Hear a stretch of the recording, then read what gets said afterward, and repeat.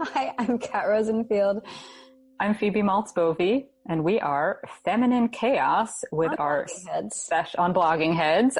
Please, be sure to check us out also on Patreon/Patreon. And we have a special guest today. Would you like to introduce yourself, special guest? Hello, my name is special guest. Otherwise known as Katie Herzog. I'm a staff writer at The Stranger. I'm a bi-weekly in Seattle, and I am currently quarantined in my home. Yes. The future for all of us, probably. Yes. Yeah. We are informally quarantined, but not formally. Yes. Yeah, I feel like I can tell people what's going to be coming for them, and my advice is to find a TV show that you like that has a lot of seasons. Might be time for that Breaking Bad rewatch. Yeah. Yeah, I think we're going to re-up Netflix. We had switched just to BritBox, and that might not be sufficient. Ooh, yeah, that's a tough call. Yeah. So we're going to discuss a whole bunch of things today, and with our guest expert on the straight female experience, of course. I'm the expert on that, for sure. That's what we thought, that's the theme. So today's theme theme to mind is the one. Heterosexuality, and also heterosexuality. Mm-hmm. As it applies to two men who are married to each other. Right. So maybe we should start there. We wanted to talk about Pete Buttigieg, although he is no longer a contender for the Democratic nomination, but the corpse of his campaign is not too cold to discuss, especially because the discourse surrounding it was so interesting. Mm-hmm. Mm-hmm. So was he actually just another straight white man who just happened to have a husband? Yeah. I mean, he wasn't, I don't think he was just a straight white man, because he wasn't straight. Well, I'm saying that seems to have been the discourse. Right. That seems to have been the discourse. Right. That's the discourse. Because according to the discourse, queerness, it's not gayness, it's queerness, and queerness is an aesthetic style. It's also political. So the fact that he was moderate, at least moderate compared to Bernie Sanders and Elizabeth Warren, not moderate compared to any other president that we've had in the history of, or at least the recent history of this country. He was a lot of queer people, ostensibly queer people, said that he was a heterosexual, like a gay straight man, a straight gay man, one of the two. And then there was Masha Gessen's article. That was sort of like the me plus ultra, right? Of that's the one. That's in the discourse that really struck me about this, and that's the one where there was memorably some part where there was something about like how some queer people can pass and others can't, but seem to be describing queerness as basically being alternative. Like if people at your high school thought you were, a little strange, which is like going to have been true of many, many, many people who are straight also, and it didn't really quite make sense. Anyway, then like that's the thing that actually matters. And it just seemed kind of like, it didn't quite make sense to me as a way of thinking about things, because it seemed like a very big deal. Like it would have been a very big deal if an out gay man became president. And this seemed to be kind of making light of that a bit. Yeah. And also, the Masha Gessen piece was so strange because she appeared to be going out of her way to saying like, I'm not saying this, while also saying the thing that she wasn't saying, which is that Pete isn't queer. He's gay, but not queer, whatever. Mm-hmm. And she also, that point about like, she wrote about how, when I assume she was in high school or whatever, she didn't have the choice to sort of live in the closet because she just was so visibly queer. But that sort of presumes that style wasn't a choice in her case. Like gayness was just written all over her face. And I do think that gay face is a thing, but I also think that if you make the choice to like dress in a way that's more visibly alternative or whatever, that's as much a choice as like wearing, you know, khakis and like in like whatever clique that you join. Assuming that humans have free will in the first place. Right. Not totally a fair assumption. Let's just tackle that question too, you know, while we're here. We don't have enough on our plates. No. It's interesting, you know, she identified, you know, the experience of quote unquote, like being able to walk down the hall without somebody making fun of the way you dressed or the way you walked or identifying there's something being off about you. You know, and I mean, I certainly wasn't able to walk around in high school without people making fun of the way I walked. You know, what she's describing is really not necessarily the experience of being gay or visibly gay or presumptively gay, but of having low social capital in, you know, a high school scenario, which, I mean, it's not fun, but it's also not unique to people who are of a particular sexual orientation. Yeah, for sure. And it also, I don't think it applies as much now. I mean, it certainly in some settings, I'm sure it does, but you know, Masha Geshen she's probably in her 40s or 50s, I assume. And I think for high school kids now, like I wrote a piece recently, actually in response to her piece, I guess, about sort of the redefinition of the term queer. And I talked to a cousin of mine who's a senior in high school, and I asked her like what's the scene like for queer kids in your high school? Is it cool? Is it dorky or whatever? She said it's cool. Like people don't even like, and it's not just cool. It's like such a part of the zeitgeist that people don't even come out anymore. It's not the sort of assumption that you're straight. It doesn't exist anymore. And she lives in, you know, an affluent Seattle suburb that, you know, super, super liberal. I'm sure this is not true, you know, in all over the country. But things have vastly changed since Masha Geshen was in high school, especially considering that I think Masha Geshen went to high school in Russia. Well, if that's the case, then maybe they haven't changed. Yeah, I don't know. It seemed like, I think, so what I would say is I think there probably are still differences in most settings between growing up gay and growing up sort of in an idiosyncratic way, somebody who would be thought of as strange in high school. But the article didn't really articulate what those were. And then it just seemed silly. And then it came across as just being about saying that like queerness, that queerness matters rather than actually like who you're attracted to and involved with, which just, like I'm fascinated by, like this new definition of queerness that can be kind of, like I've read so many things for my own research and curiosity purposes about straight women or effectively straight women who are somehow queer, and it could be like something like demisexual, which is like you can only be sexually attracted to somebody you're in a relationship with or something, right? Which I mean, that's the queerest of queer, certainly. I don't know. And it seems like a lot can fall under that umbrella. And some of it is like somebody who's actually bi and has had relationships, but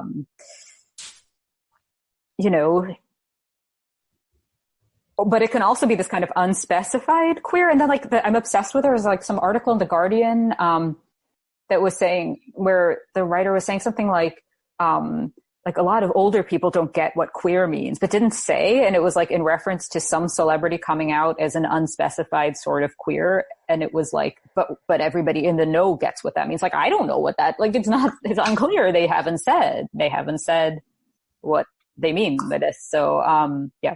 I mean, it reminds me so much of, a couple of years ago when suddenly there was like a flag for every gender and there were like 37 genders.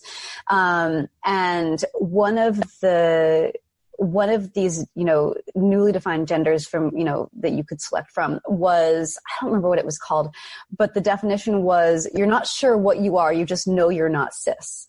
And it's like, I feel like, the queer umbrella, in some cases is serving that same purpose. You're not sure what you are, but you're not straight because being straight is boring and square. So you must be something much cooler. Well, it's also, it's not even that you know you're not straight. It's that you know you're not straight or cis, and that's not even specified which one. It's that you're special. There's something different about your identity.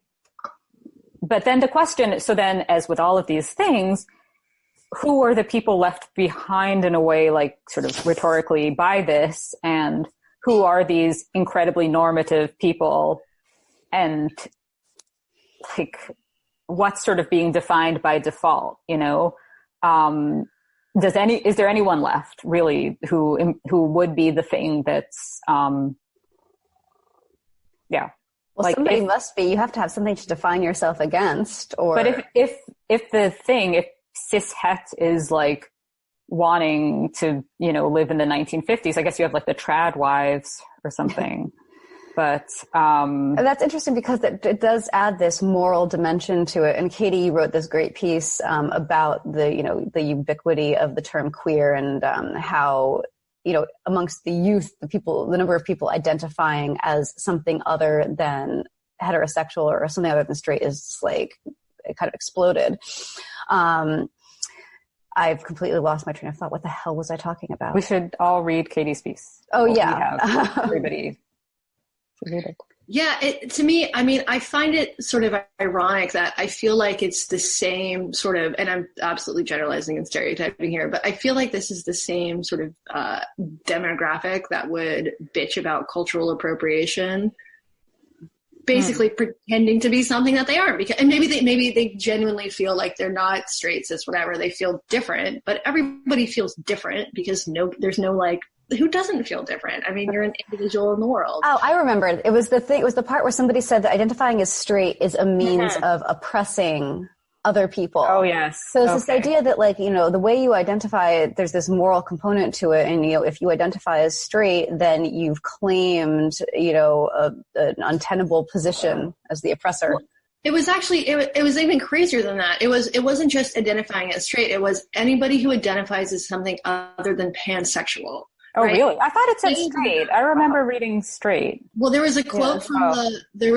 maybe, I haven't actually read the piece in a while, so you guys, I talked to a professor who told me that one of her students, they were like having a discussion about the ever expanding definition of queer. And one of her older students in class said, like, what is this? Like, why are there so many more queer people now? Mm-hmm. One of the college-age students in the class said, like, you know, it's a means of oppression, and the only moral sexuality is pansexual. Okay. Ooh, which brings up, so it's cultural appropriation, but also, consent. And that's kind of where I want to intervene on all of this, is like, how is it that at a moment where people are so concerned, and rightly so, about consent, is there also this notion that nobody can have kind of boundaries on who they would find attractive? Right. Because that would be, especially no woman can have boundaries on what she would find appealing. It's just inherently problematic. And yet, and this comes up even in like very mundane situations, like the article saying that you have to give the short kings a try, you know, that aren't even like about anything sort of like, yeah, that are just kind of like everybody has to kind of like everybody, except also consent is the most important thing. And I don't see how those square together at all. It's totally incoherent. And just this idea, like this comes up a lot in discussions about sort of this tension between in lesbian, sort of political lesbianism versus, you know, transgender, transsexualism.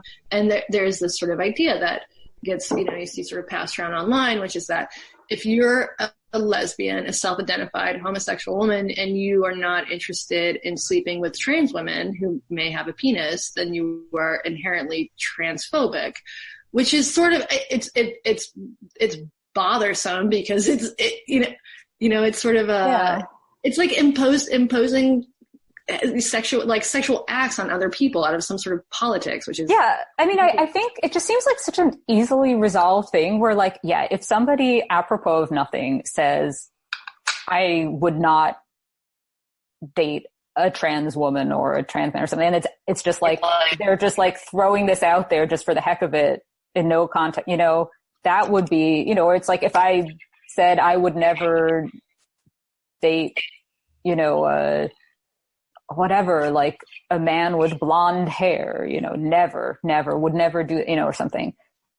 It would be weird, you know, and inappropriate and needlessly cruel.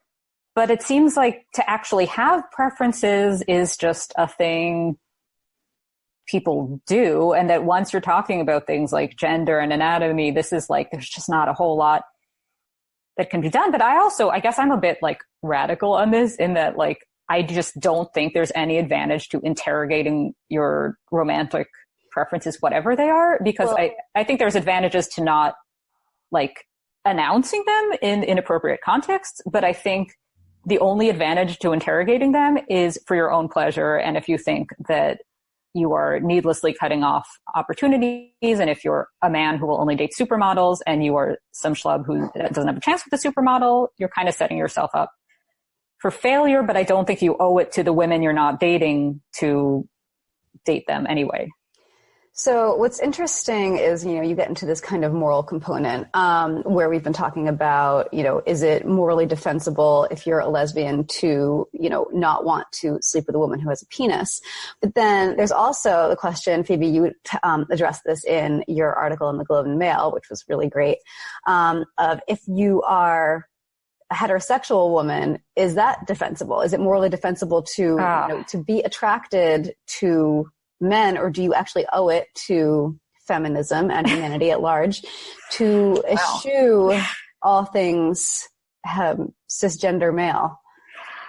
Boy, well, so I had a lot of fun writing this. I should say that I wrote it over the course of many months. It involved like trips to the reference library here to like read all sorts of like interesting queer theory about heterosexuality and all sorts of things.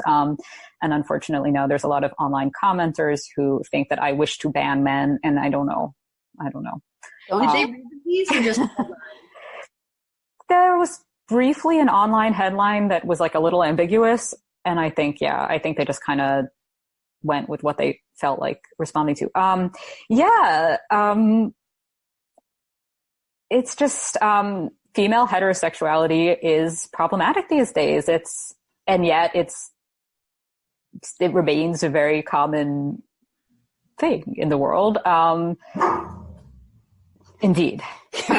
Winston says cheers for, you know, female heterosexuality. But then what's happened is there's this kind of like very annoying, but I think understandable middle ground position that kind of appears where women don't reject being straight because people cannot, I believe that people cannot choose their sexual orientations. But instead they do things like go to their lesbian friends and say, I hate men. I wish I could be a lesbian. And I read in researching this piece 3 separate accounts from lesbian writers of women who do this all the time. So Katie, I need to ask you, do women constantly, straight women, come up to you and say, I wish I were gay? Is this a thing? I don't know any, or I would be able to answer that for you. Fair enough. Yeah, I'm sort of kidding and I'm sort of not kidding. I don't know that many heterosexual women at this point in my life. You are 2 of them. And part of that is, do you go up to % of your heterosexual, you know, female friend base right here? No, I don't want to presume your sexuality. You're both married to men, but you can be. Well, I think I just came out as straight in the Globe and Mail. So. Yeah, that's true. Yeah. That's so brave. So but, and I would like the braveness. You know, I want a color on a flag to mark the occasion. Beige, that's what it would be. Oh, definitely. So millennial pink. Yeah, there's and part of the reason I think I don't know that many heterosexual women is because so many women identify as queer. And I do live in this sort of hyper progressive bubble where everybody in Seattle is queer. Everybody, even people who are in relationships with men who have never had a same-sex experience but still identify as queer. So that's the other thing, is that you can just take the label now without actually acting on it at all, which is maybe the actual like evolved thing to do, is just to like adopt a label, but not actually reject heterosexuality. So that way you're not rejecting your own pleasure, which is also sort of maybe a feminist. See, this is where I think that people should, I think it does become rejecting your own pleasure though, because I think I don't see how it can be avoided, I guess, because I think what ends up happening is if you feel like you have to say that you don't really just like men or nearly entirely to the point that it's effectively that, then you kind of, you get into this thing where women are kind of like apologizing for their tastes as if it's just tastes, as if it's that, and then also just generally being kind of like framing it in terms of queerness if they're different from some sort of like caricature that nobody even is, which ends up both being, I think, kind of like rude to people who actually do live their lives in ways where they could be discriminated against for that. And also it just makes it seem like the default straight woman experience is that you dream of your wedding day. You're only ever attracted to one man, and your main goal in life is to have as many babies as possible. And that's just normal. And that's how it goes. Mm-hmm. And to like have a big wedding cake and a big ring and all of this. And it's like, I mean, Kat, you once wrote something about like that it's like heteronormativity versus heterosexuality, like that people seem to kind of like conflate these. And I think that that's really a lot about like what's happening, that like these are not quite the same thing. I don't remember in what context though. So this is... I don't either, but that makes sense. What's interesting is, you talk about the idea of identifying as one thing in a way that, sort of denies the reality of who you are in private. And I'm wondering if this is in certain ways just kind of a new riff on a very classic thing where it's like, a lady in the streets, a freak in the sheets. Now it's queer in the streets and, very vanilla heterosexual in the sheets. I don't know. I mean, is it just kind of the next wrinkle on that same theme? That's a good question. And I wonder, this does seem like something that women are more readily adopt, but I think that's also changing, where men who studies show actually do have sort of tend to be less fluid in their sexuality. Ooh, that's not necessarily. So I've been reading a bit about this, and it seems like that might not be the case. Well, what I'm referring to is, so there's studies that if you put some, like, I don't know what sort of electrodes or whatever. Right. Yeah. So basically, like, what the studies say is that, or the study that I've read about and have not read the actual study says, is that if you show women sort of any sort of sexual act, their bodies respond by like essentially like lubricating parts of your body. There's sort of these arousal triggers they're triggered in sort of an aroused way, to sort of like lesbian pornography, gay pornography, even things like monkeys having sex. And then in males don't just like physiologically respond that way. And I have no idea how valid this is. It sounds like you've done some more digging into this, Phoebe. It doesn't seem 100% valid, because it's just like physiological response and sexual orientation aren't the same, basically. Right. So it tells you something, but doesn't tell you everything. I guess the whole thing with female sexual fluidity, if it's like descriptive of how people are in the world, I think that's fine. I think there's though this notion that women have to kind of, it's like a cool girl thing, like sexual fluidity, like effectively meaning like I would get with another woman to please my man sort of thing, which isn't actually particularly like, politically radical or anything, but it's like the opposite of that, but that's kind of how women are sexually fluid exists in the culture often. And then not very progressive, like outside of super progressive circles, that's effectively what it is, paired with greater homophobia in certain contexts against men, where like a man who has even an ounce of interest or willingness in that direction, that's not, cool guy Yeah. accept I do it. think Yeah. that I'm just speculating here. I do suspect that there are higher rates of bisexuality among women than men. And I think that that's probably, a combination of factors, biological, cultural, environmental. And honestly, like, I've come around a little bit in recent years to thinking that sexuality actually is more of a choice than I would have believed when I was younger. And not even a conscious choice as much, but like, I'll use my partner as an example.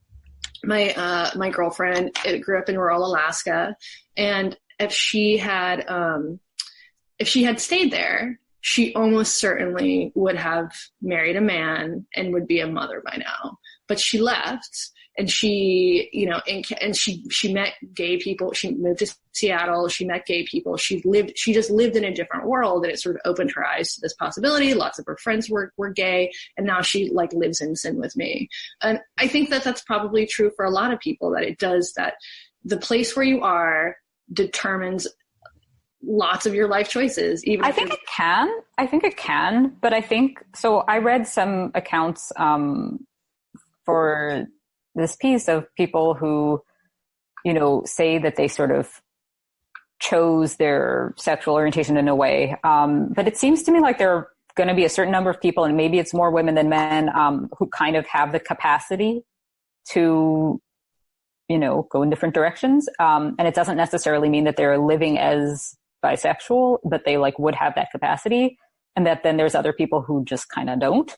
Well, yeah. I mean, I wonder how that squares with things like, this is, scenario you end up with in prisons where, you have a bunch of men who are in prison together, and some of them will opportunistically have sex with each other, and presumably are enjoying themselves insofar as it's possible to. Does that say something about their orientation, or does it say something about desperation? Yeah, that's a good question. It's old school, but I think I find the Kinsey scale pretty compelling. There are people who are exclusively heterosexual, and there are people who are exclusively homosexual, and there are a lot of people who are somewhere in between. Right. I mean, I think that what's frustrated me in a lot of the sort of discourse about female heterosexuality has been this notion that that it needs to be kind of, so there's a piece in the New Inquiry about heteropessimism, that it just kind of like there's a lot of this kind of men are disgusting, but not actually like sort of doing anything about it. So there's that. But also just this notion that the answer to that would be that women who do like men need to interrogate why and like come up with these like articulated reasons. I don't really much care personally whether sexual orientation is inborn or not, or what, or nature, nurture. That I'm not too concerned about that. I don't think that so much is important as this notion that you just like respect what people have come to want, and this notion that anybody should or even could explain why they like what they like strikes me as like kind of the wrong road to go down. Because it doesn't feel doable. Like, I don't know, I could not explain, like I could come up with some like nonsense reasons. Like, I like that men are on average like more broad shouldered than women. Like, no, like, what? That doesn't get at anything. Yeah. So. Yeah, I also think that, in as you wrote about in your piece, this sort of ban men feminism, I think it seems like a really ineffective way of changing male behavior. Does demonizing people ever, if the goal is to make men sort of broadly behave better, is demonizing them or shaming them going to be effective? And I don't see it working. I mean, shaming isn't typically like, people respond to incentives. Right. I mean, something that came up in the discussion surrounding Phoebe's piece just on Twitter was some men pointing out that, like, not only is that kind of rhetoric not effective at, affecting change, but that it also really hurts their feelings. And I know that there is kind of an impulse, I think, pretty widespread amongst, feminists who talk about this stuff online to be like, oh, boo-hoo, like, go cry about it on a pile of patriarchy. But, there's also, isn't that the male tears mug? Yeah, exactly. Is it like, what do we actually gain by kind of reveling in this cruel treatment of men? I mean, I guess what we gain from it is this sort of, or the people who engage in it gain from it is this sort of in-group sort of, this feeling of ostracizing others, and that makes you feel like you're part of something else, which isn't necessarily healthy or productive. Yeah. I mean, so there are a lot of issues with the ban men strain of feminism. And what I made like an intentional choice in the piece not to kind of try to cover them all. And I was saying sort of set aside the whole like men themselves issue and like talk about like, is this even useful for women? Because obviously not obvious. It should be obvious. Unfortunately, isn't that like telling men that they are garbage, as in the throw out the whole man meme, which every time any man does anything bad, you see on Twitter, somebody has a picture of a dumpster and it says throw out the whole man. Throw the whole entire man away. Yeah. Which is a little gruesome. But anyway, but I was just saying, like, is this actually like, even if you're somebody who's coming at this, like I was trying to speak to somebody who's coming at this topic, not bothered about men's feelings, not bothered about persuading men, just kind of like, men. Is it going to help women? And is it going to like draw women to feminist anything? Like, it just seems like it's some sort of denial of the presence of men and that sort of not just like because human beings interact, but like it treats the liking of men as some obscure thing a handful of very problematic women are afflicted by, as versus like a very like not universal but near universal, straight women as well as bi women as well as pan women are going to have some interest in the men. Right. Well, there's that idea that, if you must insist on being attracted to men, which, as you pointed out in your piece, something like, 90% of women are, that, you should at least have the decency to feel really terrible about it and constantly, like, performatively apologize for how terrible it is that you like them.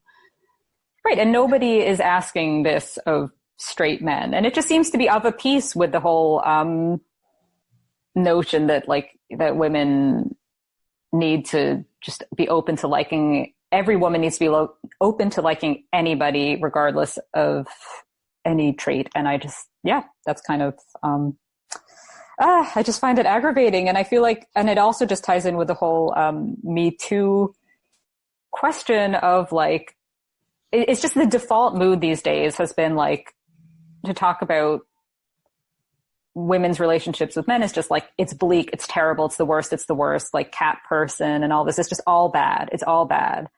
And it just seems like there's just something missing, which is like, it's obviously not all bad. And it could only get better if there's like, like the joy gets brought into, and it's not just these discussions of how terrible it all is. This sort of strikes me as,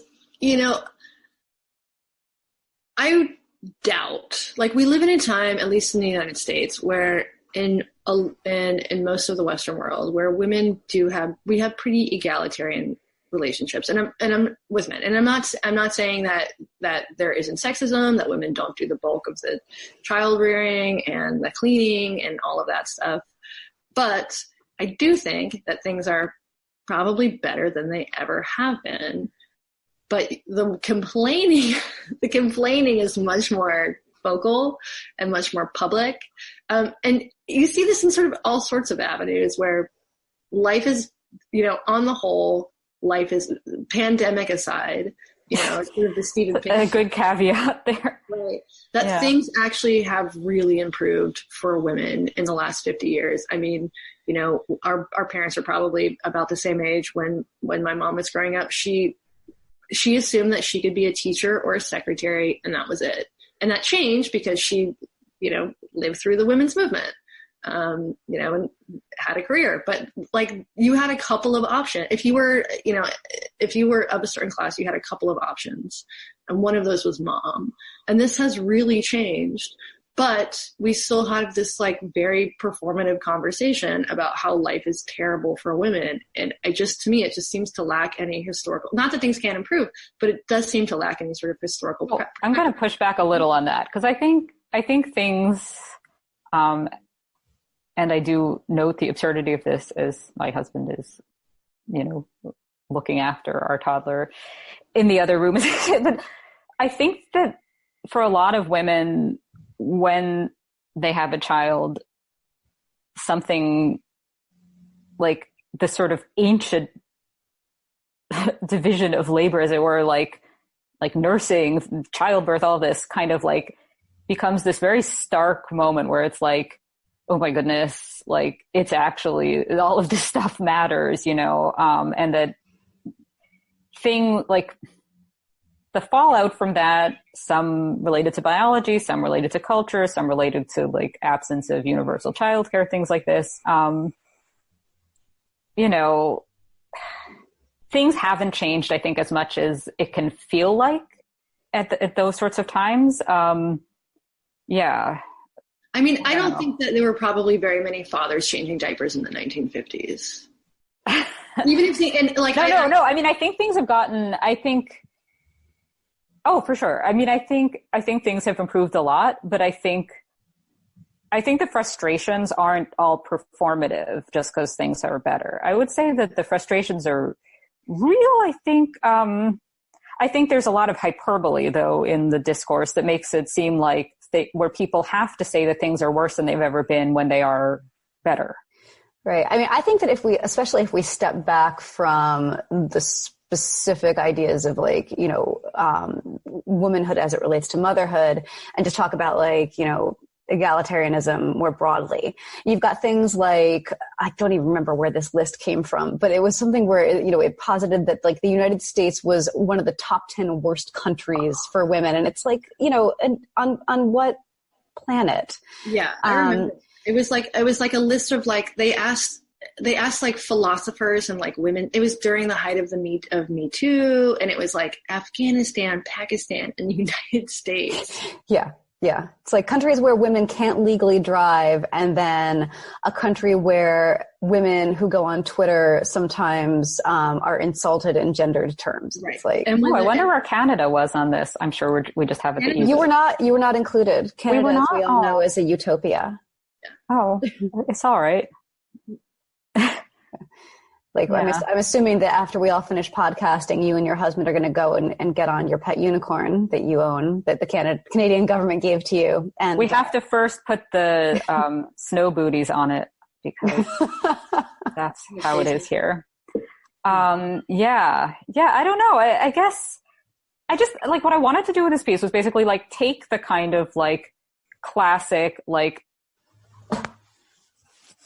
perspective that would appear on the like not girl boss feminism, but the sort of magazine like Harper's Bazaar like default feminist sort of liberal personal essay type feminism. Say like take that all for granted, like that. Yep, your complaints are valid. Is what you're doing actually helping? If that makes sense. And I just don't think it. Yeah, I don't think it is. It seems like it would be more effective on sort of a personal level. Like if women have men in their lives who are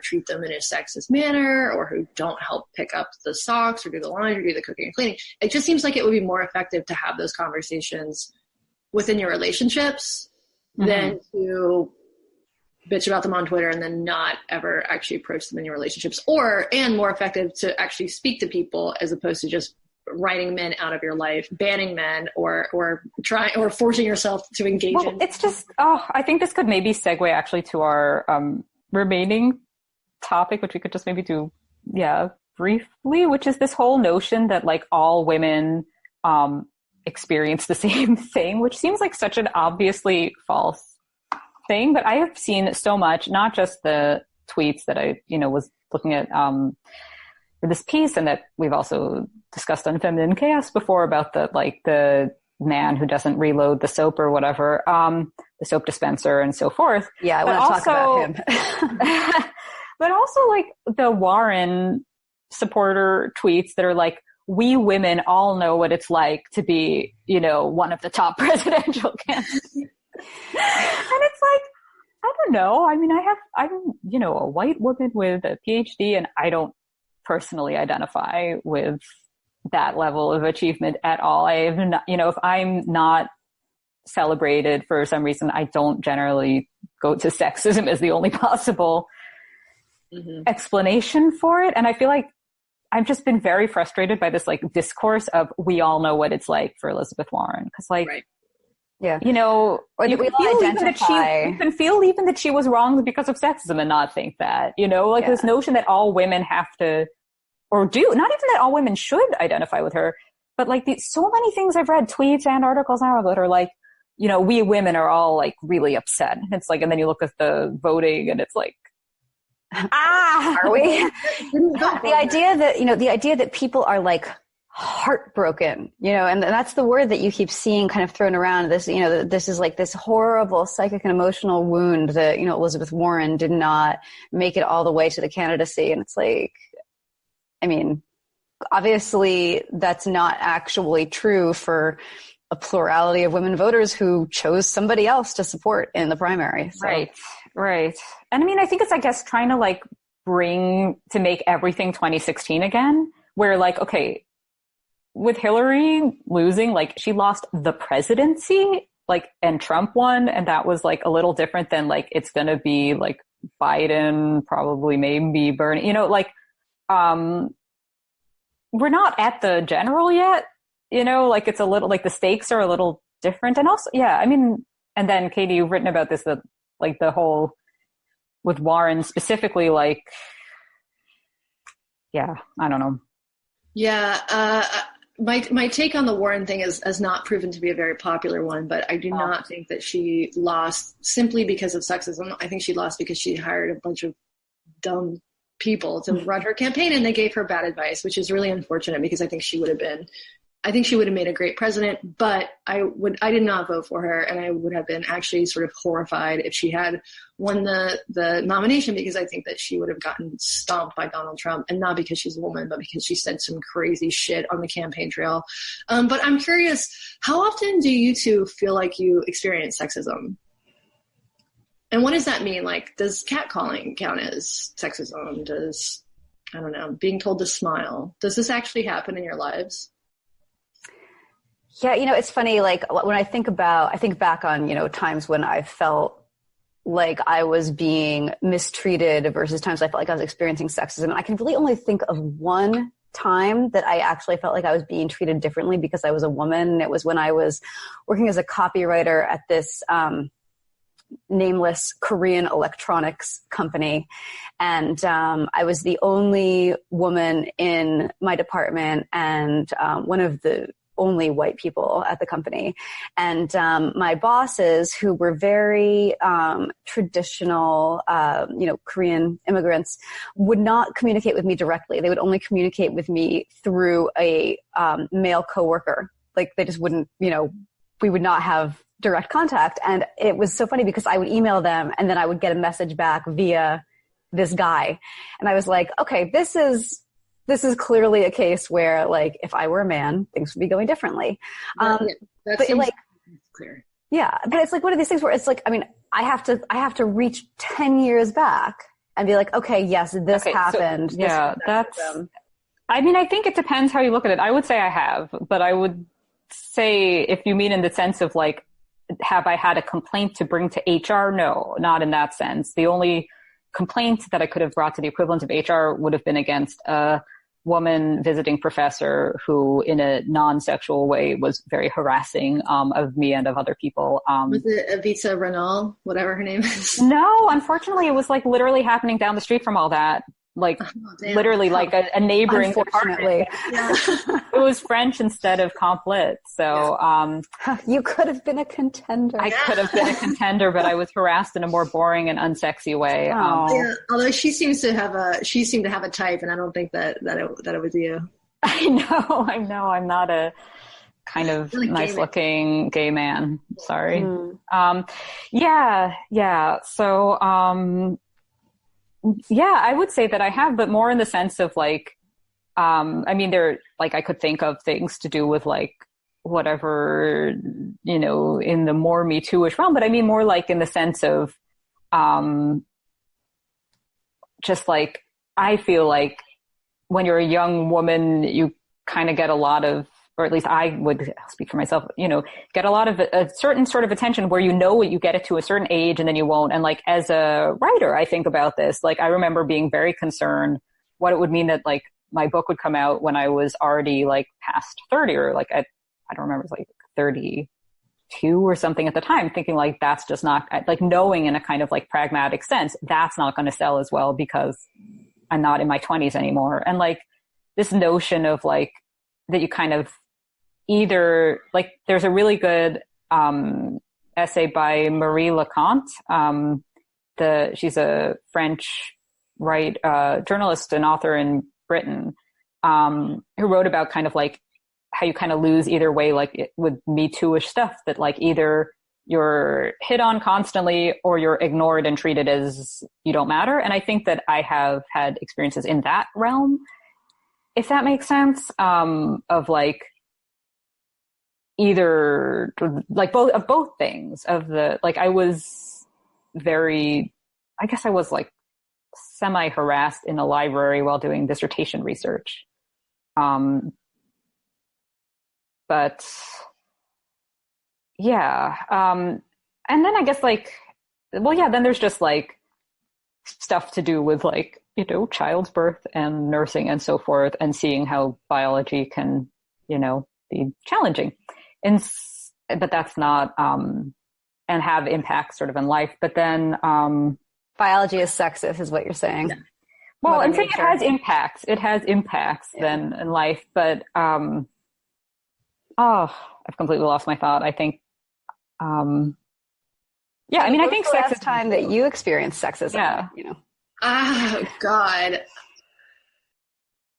I feel like when I see these like things on Twitter that are like, in which we've all seen and talked about, which are like, what would you do if men disappeared for 24 hours? Oh, right. Like, well, the number of reply guys in my feed would be like vastly cut down, but you don't have reply girls? Because I have so many. I don't have very many reply girls. Oh. My fan base tends to be libertarians and men who've been accused of, or who would say they've been falsely accused of some sort of sex pest. Which is a strange sort of turn of events for me. I had a boss in college who would rub my shoulders, which was inappropriate, obviously. And that is probably as close as I've experienced sexual harassment. Okay, wait, I've thought of what was the thing. That I've been in like academic and workplace settings where like a man, like the whole thing that's like cliche, but like where what a man says in a meeting is taken seriously and what a woman says isn't. And part of that has to do, I mean, in the academia part with like in French. So my degree is in French, and like a lot, when women pursue that degree, it's like for a doctorate, it's kind of like seen as a finishing school thing. And when men do, it's like because they have these great thoughts about literature and are very profound, and they're going to sit there, and like they are academics, they are scholars, and the women are in the program are like, twiddling their thumbs till whatever, Yeah. So I think I have experienced that, but that's not like, but it's not that I think this comes down to this hyperbole, right? Like this notion, like Kat and I have discussed on the podcast a bunch of like, are we scared to go outside at 7 p.m. because of all of the monsters from behind every bush who are going to come and attack us because we are women living in this world? And it's like, yeah, I don't know. Not really. Yeah. Did you guys read this? The New Yorker a couple weeks ago had a great piece about the legal system in Alabama is surprised pretty fucked up. And there's I can't remember who the author was, but the piece was about a woman who was raped by an acquaintance and like violently, like not date rape, but violently raped by an acquaintance, and she killed him in self-defense, and she was tried for murder and is now in jail. And I read about cases like that, and it's just a great reminder to me because, like living in Seattle in this sort of everybody's queer, everybody's poly, whatever, everybody's pan, this sort of hyper progressive world, it can be easy for me to forget that this is the exception, not the rule. And so this was a great reminder that in lots of places in the world, sexism is, and this is not just this one case. It turns out that in Alabama, if you kill someone in self-defense, if women kill someone in self-defense, they are almost certainly going to be spending a lot of time in prison for murder. Including in cases of domestic violence. It's just they get prosecuted and the men don't. Well, the men are dead in this case, but regardless. And it's just for me, it's a great reminder that a lot of this is based on where you live, and so that I find that to be one of the frustrating things about the sort of hyper progressive online ecosphere, which is like a lot of people who fit sort of our demographic talking about these things instead of talking about things like what's happening in Alabama, what's happening in Pakistan, what's happening in Saudi Arabia. Okay. So this is where I think, I don't know if it's a debate or whatever, but like, I think there's room to talk about everything. I think the problem comes when people don't have the perspective on things all being of different levels of importance. Like, I don't think that because things are worse for women in Saudi Arabia, that to talk about a man having been pompous in a lecture with a friend would be like, but it's worse in Saudi Arabia would be like the thing that friend should say in that context. I think to go on Twitter and say, I just experienced the greatest sexist abuse humanity has ever known. A man repeated my, thesis in a seminar.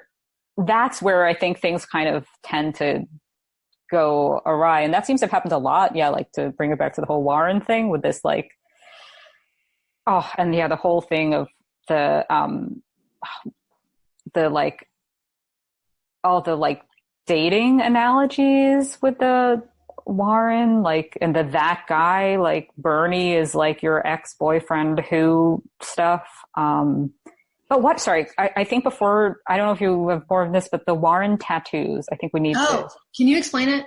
No, because I don't understand it. I don't know what it is. Why are people talking about Warren campaigners got tattoos that look like Holocaust, like Auschwitz tattoos? Is that, they're not. It said number tattoos, and I was like, this cannot be what I'm thinking. But then I looked, and then somebody sent me a link about it, and like apparently a couple, but I don't know if it's like 2 people or more people. Wait, so what are the numbers actually like symbolize? So they represent the color used for her campaign's color scheme, and then there's like these very earnest Twitter apologies, but it's like these people have already gotten the tattoos. Wait, okay, so they it's like. They got Pantone or whatever, like something like that on their arm, like prison style. Bad optics. Wow, so I don't know that it just felt like Warren's camp, and I was sympathetic to Warren's campaign, I guess would be a way to put it. But what a sad end to that. Yeah, I feel like this is one of those cases of us like getting the discourse that we deserve, I guess. Yeah. Oh, yeah. So as a final note of advice, I say don't get a number tattoo, no matter how devastated you'd be if your candidate lost. Don't do that. It's probably a bad idea. You might regret it. That is actual cultural appropriation right there. Yes. Good point. It is. And for the first time on Feminine Chaos, we are coming out against this very specific instance of cultural appropriation. That's right. Indeed. Any more thoughts on anything feminine or chaotic? No, I hope you guys survive the pandemic. Likewise. Oh my goodness. Yeah. Well, stay safe, everybody. Okay. This has been Feminine Chaos on Blogging Heads. Thanks for joining us. Thanks for joining us, and see us also on Patreon.